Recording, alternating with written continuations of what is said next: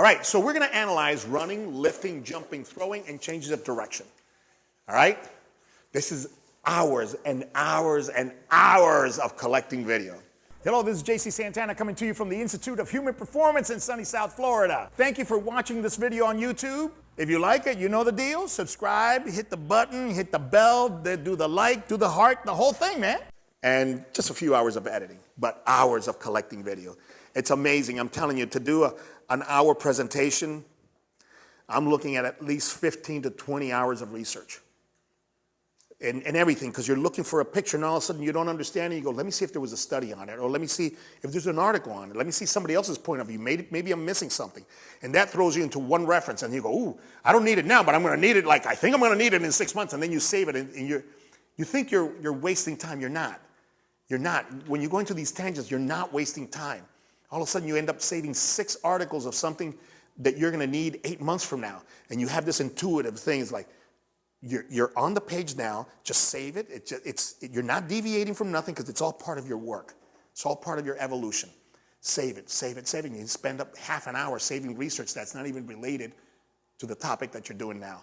Do it. Take the time. Take the time. It's normal. It's what you need to do.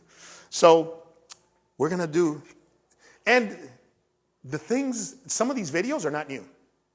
The jumping video that you're going to see is not new. The jumping video that you're going to see is, I think it's like 7 years old. Some of the new stuff I have, but some of the stuff that you're going to see here is 7 years old. I just saw new stuff in it about 2 years ago. And I have seen the videos maybe 60 times, 50 times in presentations over the last 7 years.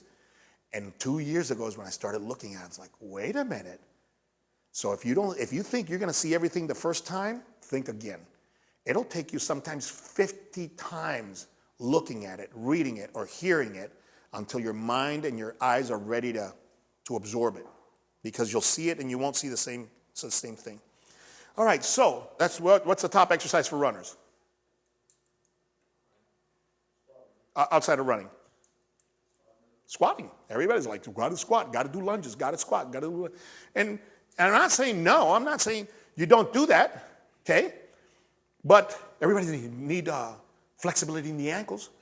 Because you roll the ankles, that's lack of flexibility, okay? And you hear all this. Oh, got hamstring problems, got to stretch because you got tight hamstrings. So listen to all of the stuff that you hear, and now forget about all that and look at this video and tell me what you see. Elbows at 90. You know, we teach elbows at 90, right? Track, toes up, knee up. All the stuff we learn in track, man. Okay? Tell me if you find it here. We're going to look at it. We'll look at it twice if we need to. So notice that the arms, you know, they're not locked in at 90. And when they're down at the pocket, they open and they go close and open, close and open. Not on all of them, and each one of them runs differently. Some open one up more than the other. Look at the knees caving in and out. Now, why is the knee caving in and out? And everybody, I heard Michael Johnson evaluate Usain Bolt's run. Okay, there's green. Is that green? Yeah.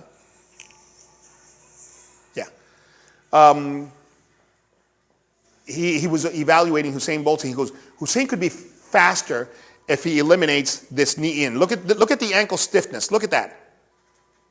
These guys are like on one toe. I don't even know how they generate power on one toe. But they do. Ankle stays at 90, and I mean, ain't nothing moving. There's nothing moving.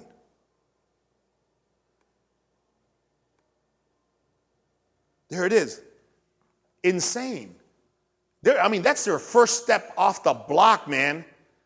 That's the giddy up step. That's the first time you're on the ground. And look at this. And look at the other foot, 90 degrees. How much ankle flexibility do they need? As a matter of fact, flexibility would kill their force production. Look at the knee, coming in, out. Why? Why would that knee come in? On all of them. What are they trying to do? What do you think?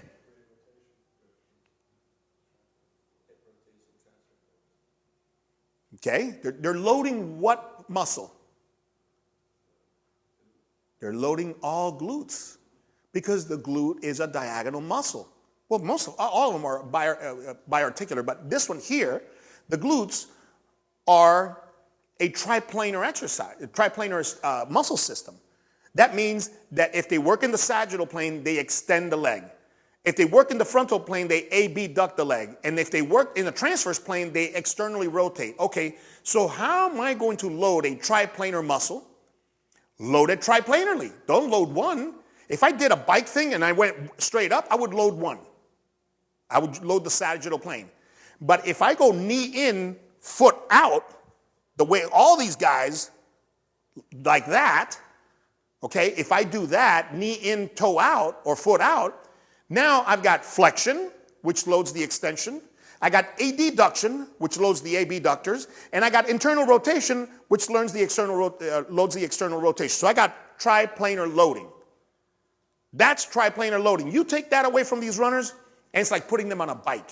And even on the bike, they'll move their ass, and even as many will bring their knee in to try to get a little triplanar move out of their butt to help them out.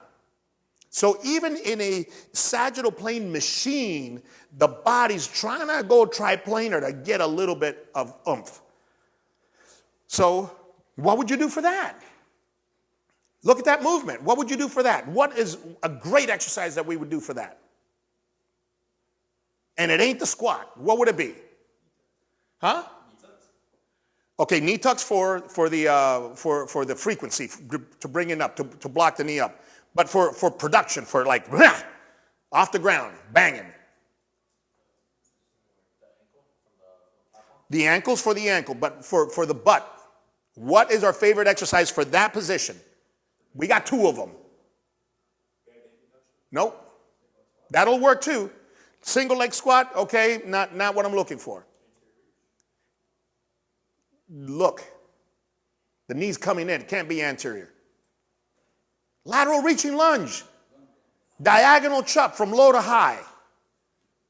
Cross upright row, load the hip. Look at the shoulder relative to the knee. That knee is going towards that left knee is going towards the right shoulder. Lateral reaching lunge, left knee towards the right shoulder. Low to high chop, right knee to left shoulder. Bam, when I bring that left knee to the shoulder and vice versa, I'm triplanar loading the butt. So, lateral for this? Yes. He is pushing laterally. His hips are rotated, so when he pushes laterally, he goes forward. These guys are skating off the blocks. Look at them. They're skating off the blocks. So it looks more like skating than what you think running. You think, when you look at your eyes, you think running is like on a bicycle. That's not running. This is sprinting. At top end speed, when less production is made, it's more circular. It's more circular. But when you're producing forces during the acceleration zone, this is a lateral movement. You're going forward because the hips are rotating. So when you push on rotated hips, you go forward. So just that's mind-blowing when you look at it that way. And it's undeniable. I'm going, is that knee closer to that opposite shoulder, yes or no? Okay, so I ask you, what is stretched right here? What is the bow that it's stretched right here? It's the diagonal serape right here, left glute to right lat. There's your force vector right there. And of course, left glute, left hammy, okay? Left gastroc, all that's gonna be in when he hits the ground. But right now, that butt is pulling on that femur right now, okay, across, and that right lat has that right hand going forward to stretch out that diagonal serape to get ready to produce force.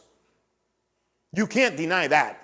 I don't care about research. There's no EMG. I don't care. And so if I got some researchers that say, well, you know, we measure GMG, I go, I don't care what you're measuring. If you came up with the wrong conclusion, measure something else because you're measuring the wrong thing. Because you can't deny that. You cannot deny that.